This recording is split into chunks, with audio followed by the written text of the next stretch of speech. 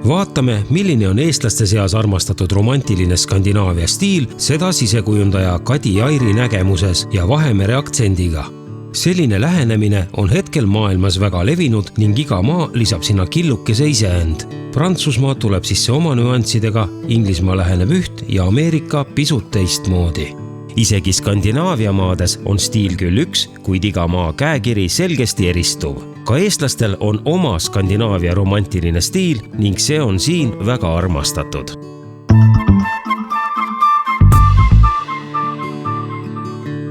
Skandinaavia stiilile on ühtset definitsiooni väga raske anda. Tal on väga palju alamvorme. Üks nendest on kindlasti selline modernsem suund. Samas võib leida sellist Skandinaavia retrotüüpi kodu. Skandinaavia klassikalisema suuna poole pealt vaadatuna võib leida selliseid veidi villalikke, mis on sobinud Rootsi ja Norra vanadesse majadesse, väga lihtsaid kodusid või siis selliste Vahemere sugemetega, nagu näiteks antud kodu siin. Materjalide puhul lähtun Skandinaavia stiilis alati sellest, et materjalid oleksid võimalikult naturaalsed. Teine tähtis aspekt on see, et tegemist oleks eelkõige klassikalisema kodu puhul helgemate ja heledamate materjalidega. Eelkõige olen püüdnud tähelepanu pöörata asjadele, mis tuleb ära otsustada juba ehituse käigus. Näiteks kasutan sageli just vanemates majades või kuumaja korterite puhul ka akende ümber valgeid liiste. Sellisel puhul tuleb kindlasti koheselt arvestada ka, et aknalauad tuleb vastavalt tellida selle arvelt laiemad. Põrandaliistud on üsna kõrged valged. Kasutan võimalusel paber- või fliistapeete. Antud kodu põranda puhul oli soov leida hele. Mulle meeldib, kus on näha vähene harjamine, mõned oksakohad ja nurgad on faasitud. Faasitud nurkadega parketi puhul kindlasti jääb see üldmulje rohkem laudpõranda sarnane. Kui me nüüd räägime modernsematest põrandatest, siis seal tihti jääb see faasimise osa just ära. Seetõttu, et see põrand ei paistaks niivõrd vanakooli põranda laudade sarnane. Sellelaadsete põrandate puhul on kindlasti võimalus alati ka tugevama puusüüga harjatult põrandaid kasutada. Samuti on võimalus kasutada erinevaid viimistlusvahendeid. Pudingu parketi puhul on tegemist mattlakiga, kuna klient ei soovinud järelhooldusega hiljem tegeleda. Siin on Kadi kasutanud oma lemmiksarja Hansafloorilt, kus võluv pind tekib just 2 tooni ehk kihi harjatud lõpptulemusest. Kadi valitud puding, huvitav 2-tooniline kreemike ja valgega harjatud mattlakiga parkett on Hansafloori valikus ainult üks paljudest, mida Skandinaavia stiili armastajad ostavad. Naturaalsed valged toonid dikteerivadki skandinaavialiku olemuse. Väga vastupidavad on näiteks Hansaplank õlivahatatud vineeril põrandad, mille heledate toonide valik on lai ja huvitav. Kõiki Hansaplanki põrandaid saab tellida ka kalasaba mustrina paigaldamiseks. Hansaflooril on sealhulgas ka mosaiikparkette. Hansafloor pakub ka väga korralikku põrandaliistude valikut, mida saab toonida põrandaga samasse tooni. Keraamiliste plaatide puhul lähtun põhimõtetest, kas ma mängin kirjumustriga ja lihtsa vormiga või vastupidi, et ma mängin vormiga ja jätan mustri tahaplaanile. Kui selles kodus nüüd on seinas justkui üsna tavaline valge plaat, siis seal on tegelikult kasutatud sama sarja 5 erinevat plaati, ehk siis ta on välja joonistatud seinale dušinurgas üsna klassikalise moega muster. All jookseb skirting, mis meenutab meile ühtlasi samas vanidos kasutatud puitliistu. Keskel on üsna ajatu telliskivi tüüpi plaat koos väikese portega ning üleval pool on näha ka üsna ajatuid vorme. Samuti põrandal on kasutatud väga ajatud plaati, mis mu tegelikult mõjub oma lihtsate toonidega üsna tagasihoidlikult, aga samas siiski annab edasi selle idee, kuhu suunas on püütud liikuda. Klassikalisemas Skandinaavia stiilis kasutatakse interiooris väga palju puitu. Nii nagu ka mina kasutan puitu väga palju siseruumides, kasutan puitu ka tegelikult niisketes ruumides. Paljudel tekib koheselt küsimus, et kas ei lähe hallitama, mädanema ja kuidas see ajas vastu peab. kindlasti tuleb puidu puhul arvestada, et puidu viimistlus ja paigaldus peab olema niiskete ruumide kohane, ehk siis võimalikult niiskuskindlaid värve kasutada.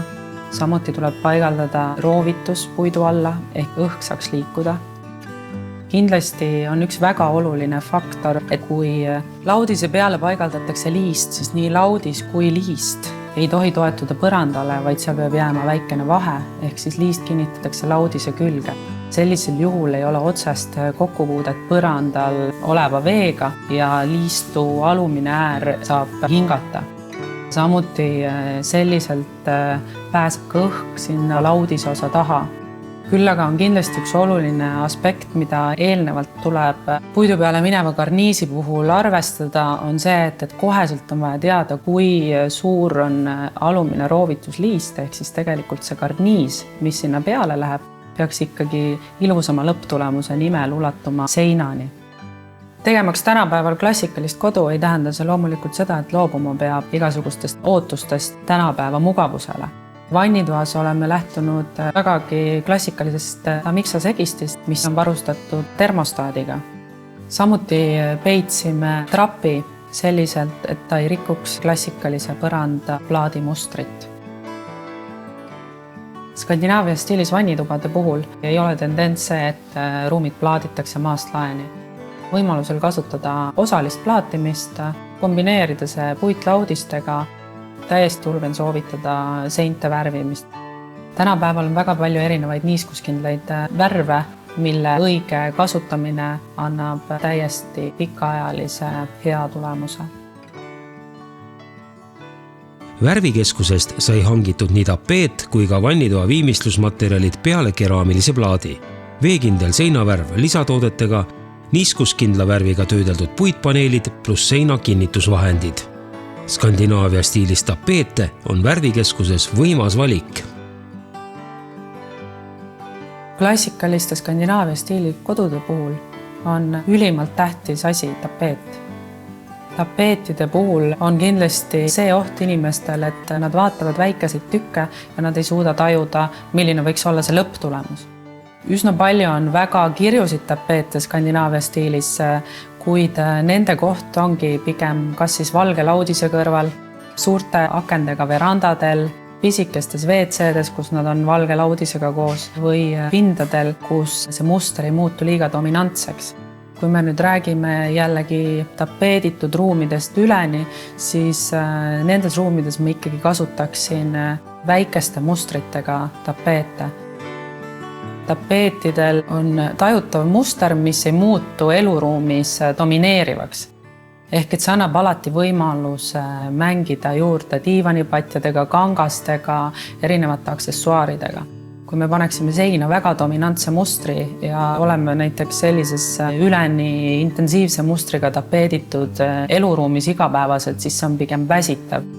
Kuid eelkõige on Skandinaavia stiilis soov tekitada eluruumist avar, helge ja rahustav emotsioon. Oma töös ma lähtun reeglina naturaalsetest materjalidest.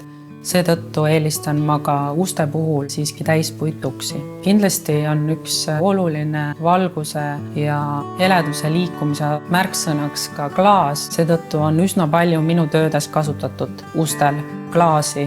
Ka siin kodus on kasutatud klaasidega uksi. Näiteks esiku puhul on tänu klaasidele ustele hommikupäike ka esikus. Kui me oleksime lähtunud ilma klaasideta ustest, siis esikusse ei oleks siiski loomulikku valgust sattunud. Sellel samal põhjusel, et ruumides oleks rohkem avarust ja valgus liiguks loomulikul viisil, kasutan kahepoolseid uksi. Siin on näha ukse tüüp, mis on siis meie jooniste järgi toodetud, kuid klaasi jaotuse puhul on selgesti näha, et tavaukse klaasi jaotus ja kahepoolse ukse klaasi jaotus on omavahel kooskõlasse viidud. Samuti sama vormi on näha ka terrassi uksel.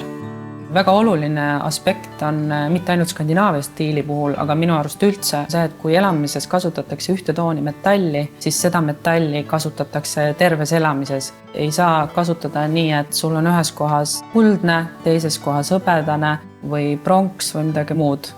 Siin on meil olnud vana hõbe teemaks. See avaldub meil erinevates võtmetes satiin kroomina või siis vana hõbedana. Ustel on kasutatud satiinkroomiaid assalinke, samuti jookseb hõbe läbi ka magamistoa kapinuppudes. Soovimaks täiuslikku tulemust on ikkagi oluline see, et kõik detailid mõeldakse läbi. Ja siin kodus on väga hästi näha, kuidas ka pistikute ja lülitite sarjad on oma vormilt klassikalised. Tegemist on Schneideri Renova sarjaga, mis on üsna taskukohane, kuid samas jätab vägagi autentse ja hea mulje.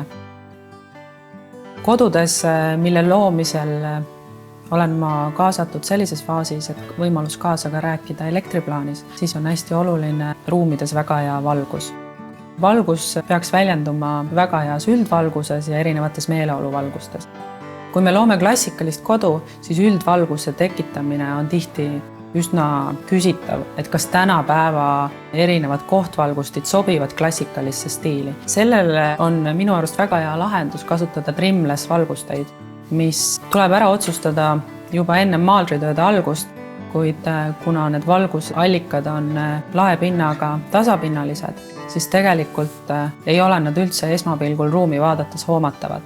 Üldvalguse puhul klassikalises stiilis on Skandinaavias levinud metallist valgustit või lühtrid. Eesti tootjate valikust saab samuti põnevaid lahendusi. Näiteks Neliruum Eestis toodab lühtreid.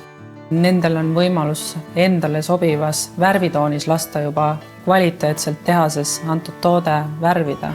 Et miks mitte lasta endale mõni aktsenttoonis lühter teha. Köökide projekteerimisel on kindlasti oluline, et oleks piisavalt ruumi köögis toimetamiseks, piisavalt panipaiku ja kindlasti oleks see koht, kus saaks perega ühiselt aega veeta.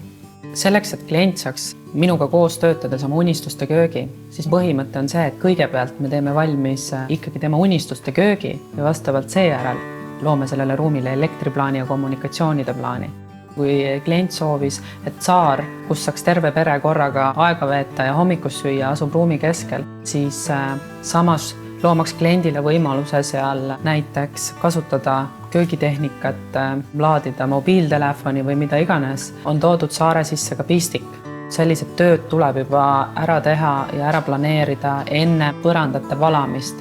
Samuti on hästi oluline teada, kuhu jäävad klaaskapid, kui palju neid erinevaid lülitusvõimalusi valgustusel on köögis, et juba planeerida algselt erinevad lülitid ja lülitusskeemid. Köökide puhul on veel oluline see, et alati peab olema mingi kiiks, midagi, mis justkui on eriline. Antud köögi puhul on kasutatud väga palju pisikesi detaile, ruudustikud klaasidel, samuti klaaskappide sisu ühtib köögisaare hallitooniga, lähtudes sellest, et samalaadset halli on kasutatud teistes ruumides, läbivalt tapeedis, patjades ja muudes detailides. Klassikaliste Skandinaavia stiilis kodude puhul köökides kasutatakse üsna sageli valget keraamilist valamut. Neid on nüüd erinevat tüüpi, on võimalus panna töötasapinna aluseid, on võimalus panna valge keraamilise esiservaga või siis täiesti tavalist valget keraamilist valamut. Antud kodus on kasutatud valge keraamilise esiservaga üsna mahukat Villeroy ja Boch valamut. Tihti on inimestel hirm selle ees, et kui mul kukub mõni nõu või klaas köögi valamusse, äkki keraamiline valamu saab kahjustada. Villeroy valamute puhul on tegemist hästi välja töötatud keraamilise materjaliga, mis on nii kuumakindel kui ka kildu ehk siis purunemiskindel. Villeroy ja Bochi ajatu disainiga klassikalist valamut on saadaval 2 mõõdus, 14 värvitoonis või mustrilise esidekooriga. Suurem valamumudel on 2 kausiosaga, pakkudes köögis toimetamisel veelgi enam mugavust. Klassikaline valamu sobib hästi nii Skandinaavia stiilis kui ka modernsesse kööki.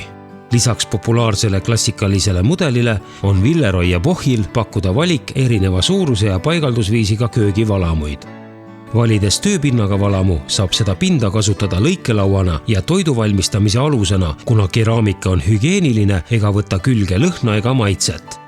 Villeroy ja Bochi köögivalamud on kuuma ja külmakindlad. Otse pliidilt valamukaussi tõstetud kuum kastrul ega sügavkülmast sulama võetud toidupakend ei kahjusta selle keraamilist pinda. samuti on oluline, et Villeroy & Bochi köögivalamud on löögi ning kriimustuskindlad. Kõik valamud on vett ja mustust hülgava keraamik pluss pinnatöötlusega, mis muudab nende hooldamise lihtsaks ja kiireks. Arukas on valida ka segistid ja lisatarvikud samalt tootjalt, siis on kindel, et funktsionaalsus ja toodete omavaheline sobivus on maksimaalne.